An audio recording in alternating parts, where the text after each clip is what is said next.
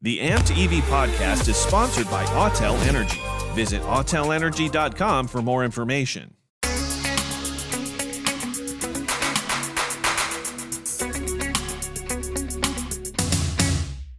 Hey everyone, welcome to the Amped EV podcast. I'm Jason Morgan, Content Director for Fleet Equipment. And I'm Nadine Batab, Multimedia Senior Editor of Shop Owner. Amped to have you back, Nadine. I'm amped to be back on another episode, Jason, and with you. That's right. Yes. That's right. We'll see. Well, you know what? When David's going to come back, but I'll see. We'll work you in. We'll rotate a little. Keep me on the list. Yeah, that's right. Okay, I got something very cool for us today. I'm excited about this topic. I say it every time, but I mean it this time because we're talking about TRUs. Do you know what that is? No. All right. Tell me what that is. Transportation refrigeration units. So, right, when we're hauling food, all the food that we get at the grocery store, right? You go to the frozen food section, it's wonderful. You get your ice cream, you get your vegetables, whatever. All that is delivered on trailers that are kept cold, and there are units on the trailer. Makes so sense. A fun game to play when you're driving on the highway, right? Okay. That part of the trailer that's connected to the tractor, yes. If there's a big, they're usually white, big white unit there on the back connected to the trailer, that is keeping the trailer cool inside. It's refrigerating the trailer. That is a fun little car game. I know. So these are the things I always play. I'm about to drive my family nuts with about trucks when I'm driving the road. I'm sure your kids love that. Oh, they do. But they are becoming all electric. So traditionally diesel powered, right? There's a diesel generator on there, creates the energy to keep it cool. All electric. Sustainability. We're moving forward. Are we shifting to an all-electric world, Jason? Well, you know what? Let's put that question to Mike Noyes. He is the Vice President and General Manager of Carrier Transicold Americas. Got him on the line. Ready to talk with him? I'm ready. Let's do it. Let's do it. Hi, Mike. Great to talk with you. Thanks for taking the time to connect here. Hello. Nice to be with you. So let's just kind of set some groundwork here for the conversation. Can you give me an idea of what the current state of electrification is in that transportation refrigeration unit segment? And what applications are you looking at all electric TRUs going into? Yeah, sure. Great question. So right now, I would say the industry is in an early stage of electrification. You're seeing a great deal of development, R&D spending underway. A lot of products already commercially available. You've probably seen that when you look at some of the tractor manufacturers. And of course, you can take some cues from what you're seeing in the EV space. I would say the electric generation and storage technologies are advancing considerably. We've been kind of a pioneer. We've been leading in electrification of transport refrigeration units. I'll talk about it a little bit later with our Vector product, but we've certainly seen the infrastructure start to adopt. That's going to make the access and the accessibility and the adoption, only increase more exponentially over time. And to your last question there, I would say there's really, multiple drivers, multiple products that are starting to pick up in terms of electrification in the segment. But I think first, fleets really are interested in improving sustainability. A lot of the discussions we're having with whether it be large fleets, publicly traded companies that operate these fleets, or even owner-operators, independents that are looking for operational savings or ways to, reduce their carbon footprint. There is a tremendous amount of excitement around this technology. And again, you can look at it in terms of the sustainability and ESG initiatives, or, some of the products we have in the portfolio just do reduce operating costs because, you're not consuming diesel products, fossil fuel products. Second part of it, I think, is really the regulatory environment is changing pretty quick. Obviously, we've seen in California with CARB. I think most are probably familiar with California Air Resources Board, but they've established a lot of aggressive targets for this industry around adoption of zero emission technologies. They've put out some point of sale incentive programs as well, and have that laid out by segment. And transport refrigeration is also, one of those segments where they're trying to incentivize those operators with point of sale incentives. So that's all very good, for the industry, for this technology to help us advance. And last, I would just say, whether it's a trailer unit, a box truck unit, what we call an LCV or a light commercial vehicle, or even, an APU, an auxiliary power unit that sits on the side of a tractor, every application of these product offerings really has interest from customers to say, what do you have in terms of electrification? How can I make the switch from diesel to electric technologies? Very cool. Awesome. It's definitely exciting to hear that things are advancing considerably. So Carrier offers the Transicold eCool lineup. You showed those off at the ACT Expo. What is the status of those products? Are they in series production, pilot prototypes? Yeah, Nadine, a great question, and yes to both. We've got a portfolio of products. If you look at our APU line, we've got that lithium ion product launched out there. Customers are adopting that. If you look at the trailer line, which was on display at the ACT show, and we're doing that with a technology partner, ConMed. I'll talk a little bit about them and their technology because it's fantastic. But we actually have that application running in real world scenarios. It's not a pilot anymore. It's advanced from that now. And these are, large scale customers that are putting these products on the road in extreme environments, in, really fantastic results. They're really pleased with what they're getting to be able to run, 53-foot trailer applications with zero emission day in and day out. So when you think about some of the other markets, truck, LCV, yeah, there we're probably more in the R&D, field trial, bringing those products to market. But again, it's moving, very fast, and we've got some regulatory timelines we have to hit. So I think as we start to usher in 2023, you'll see those products move from, the R&D to the full launch status. Maybe if I can just hit on though, a little bit that trailer program, that truck program, I'll give you a little bit more color. But again, Carrier has really had a fantastic platform with what we call the Vector trailer refrigerated unit. It's got a technology that was patented by us called eDrive, and it essentially is an all electric reefer. In today's traditional environment, there's a diesel engine that's powering a 460 volt generator. But when you take the system that we've partnered with ConMed on, which has got, very capable, what they call the ConMed Preset Plus E-hubs, those hubs on the wheel ends of the trailer deliver 80 kilowatts each. They feed power and electrons up to the battery. That battery then feeds that DC current or an AC current up to our reefer. And, we're able essentially to run that trailer in a lot of missions, over the road, food distribution, grocery, in a zero emission status, where it's able to meet the set points of the goods that are on there and not have to call on diesel technology. Of course, we've got, some customers that are operating with diesel as almost a backup system instead of a primary, just to protect around load losses. But we've been really thrilled with the results. We know our customers have been really thrilled with it.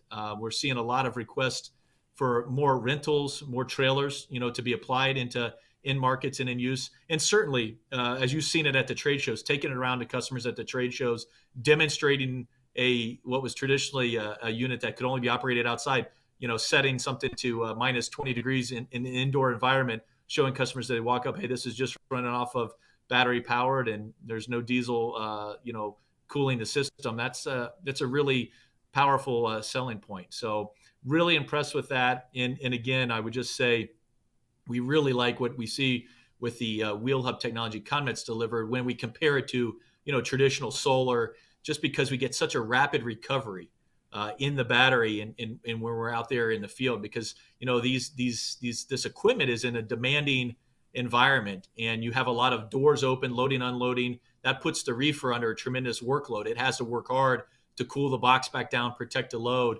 And when you have a system that's, going to move, maybe 20 minutes on the road, where it can recharge, whether from braking or just regenerative as you're pulling it along, and you can put kind of a rapid charge back into the battery, you really do, kind of take away some of the excuses to the technology, which is kind of that range anxiety, because now they know they've got a very capable piece of technology.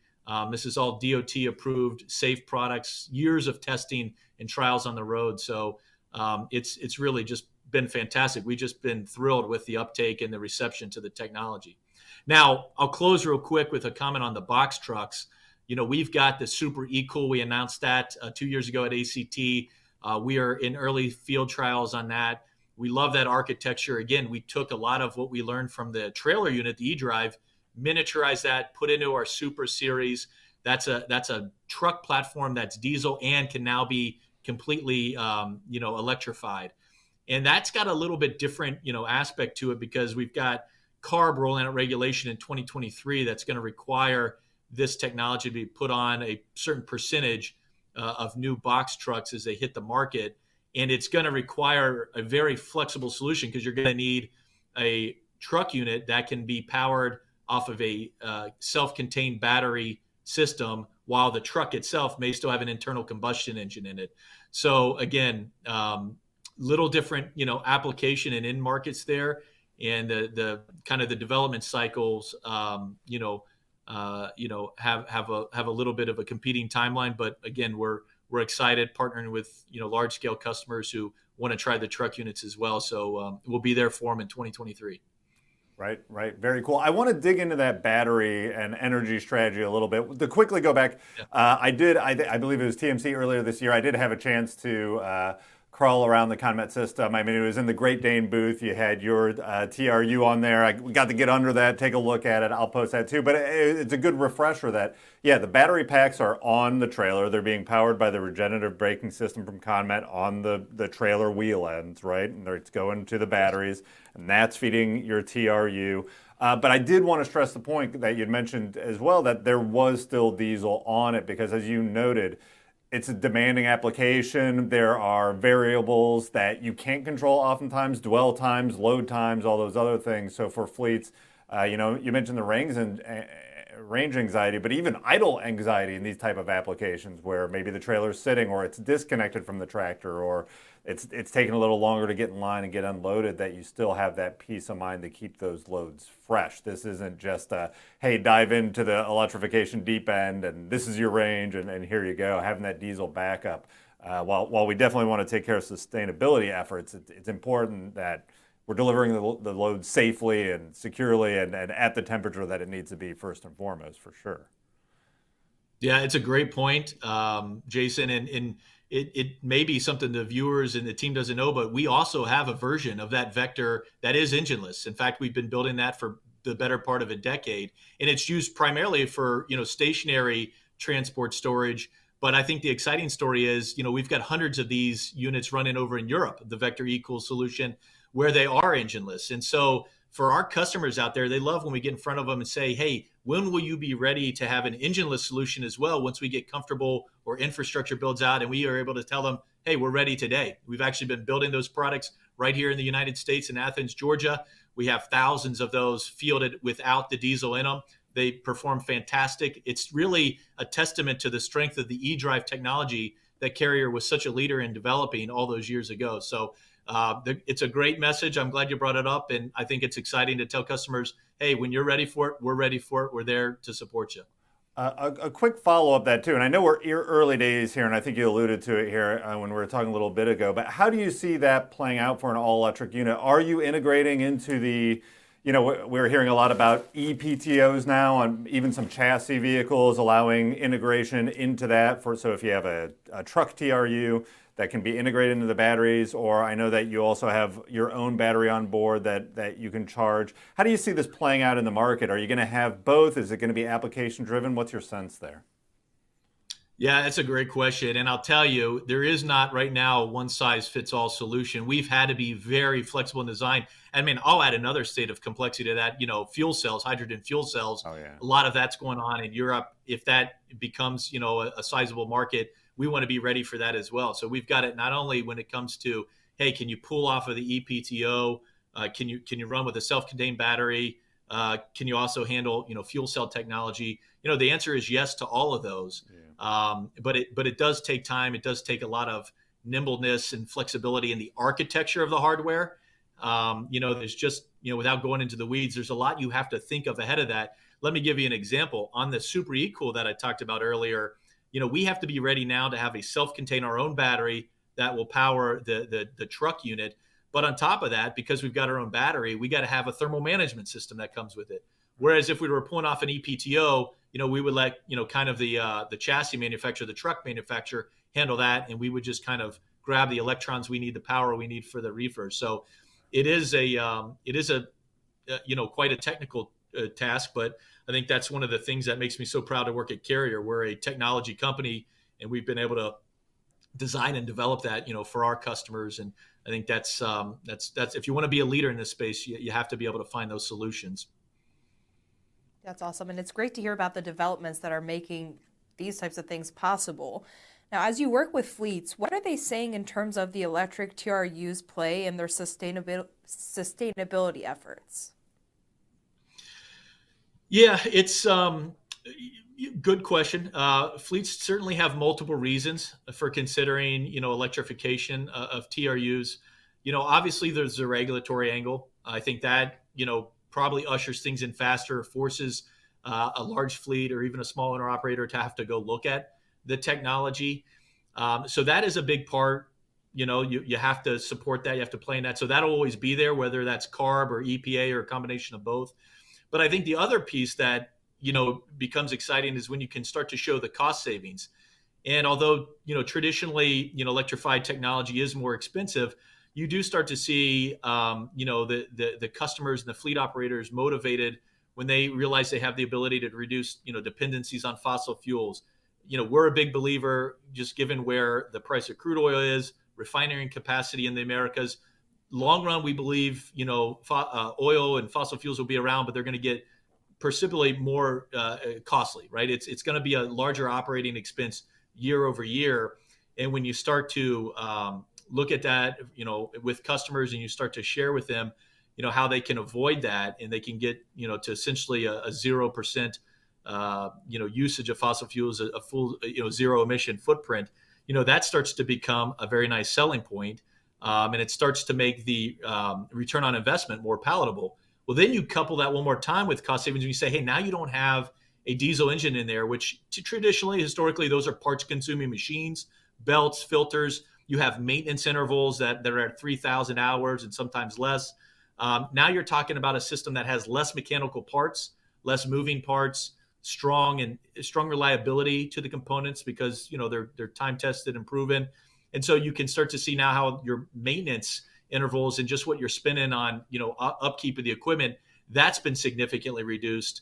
Maybe to the tune of 75% reduction in operational savings when it comes to parts and maintenance and upkeep versus a traditional diesel. Now you start to really present a picture and show customers how they can get into this technology and find operational savings.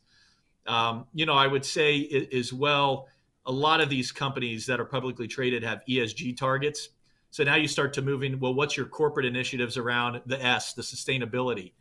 And it's really powerful to go into them and say, look, we understand your fleet, how you use our products and products like these in the industry. And when you start to look at equal solutions and you start to look at electrified products, now you're talking about finding annual greenhouse gas reductions in the area of 65%. That's a big number. That really captivates, it catches an audience's attention.